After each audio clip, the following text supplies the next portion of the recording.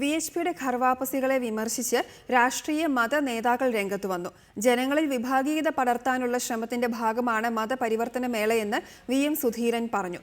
ഇത്തരം സംഭവങ്ങൾ ഉണ്ടാകാതിരിക്കാൻ സർക്കാരുകൾ ജാഗ്രത പാലിക്കണമെന്ന് കർദിനാൾ ജോർജ് ആലഞ്ചേരി പറഞ്ഞു.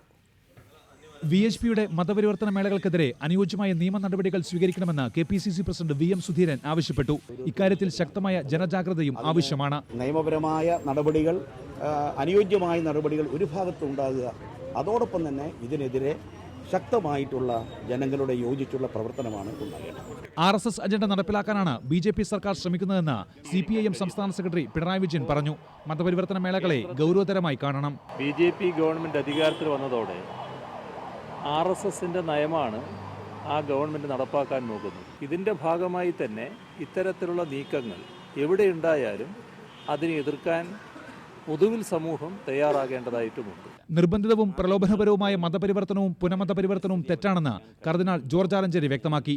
ഇത്തരം സംഭവങ്ങൾ ഉണ്ടാകാതിരിക്കാൻ സർക്കാരുകൾ ശ്രദ്ധിക്കണമെന്നും ജോർജ് ആലഞ്ചേരി ആവശ്യപ്പെട്ടു. പ്രേരണ ചെലുത്തിയോ ആനുകൂല്യങ്ങൾ നൽകിയോ നിർബന്ധിതമായോ മതപരിവർത്തനം നടത്തുന്നത് ഒരിക്കലും ശരിയല്ല. News desk reporter.